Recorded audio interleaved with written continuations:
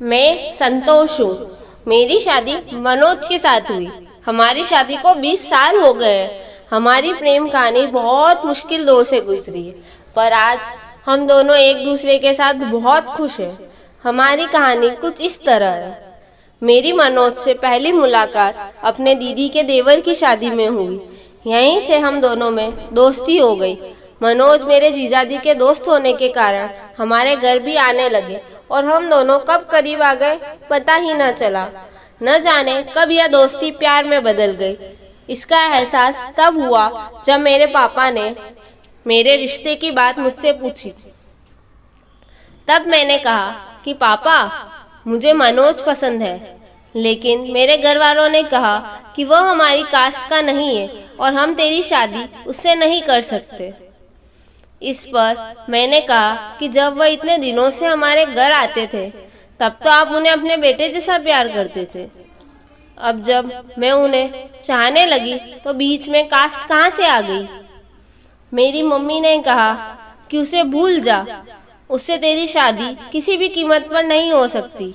लेकिन मेरे लिए इन 6 सालों के प्यार को भूल पाना मुश्किल ही नहीं, नामुमकिन था।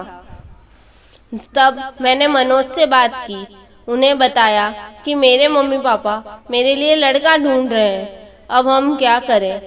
तब मनोज ने मेरे जीजाजी राजन से बात की, जो कि उनके दोस्त भी थे।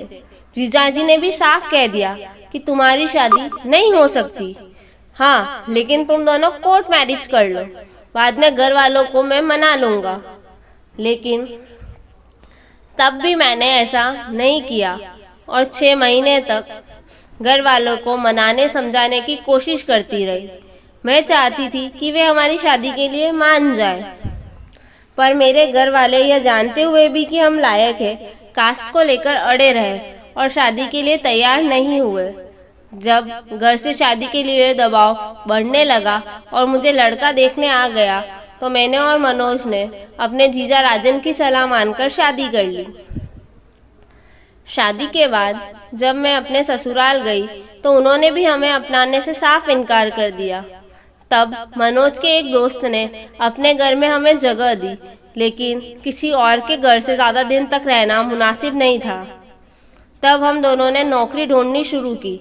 थोड़ी दिक्कतें तो आई, लेकिन उसके बाद हमें नौकरी मिल गई। हमने किराए पर एक कमरा लिया। शुरुआती दिन हम दोनों ने बहुत मुश्किल से गुजारे।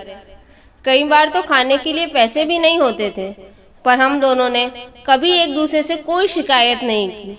हम सबको यह दिखाना चाहते थे कि हमारा प्यार सच्चा है और प्रेम विवाह भी कामयाब होते हैं। थोड़े समय बाद मुझे एक प्यारी सी बेटी हुई। इसके बाद मेरे ससुराल वाले हमें घर वापस ले आए। इस बीच हमारा फाइनेंशियल स्टेटस थोड़ा ठीक हुआ। 3 साल बाद मेरी दूसरी बेटी भी हो गई, लेकिन मेरे घर वालों ने मुझे आज तक नहीं अपनाया।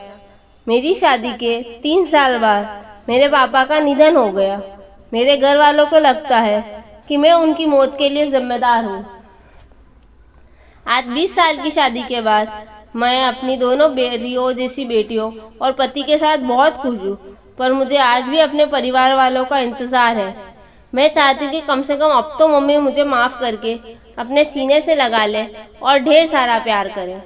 Thank you. अगर आपको मेरा वीडियो पसंद आया हो तो उसे लाइक और शेयर करें और कमेंट करके कहानी के बारे में अपनी राय बताएं।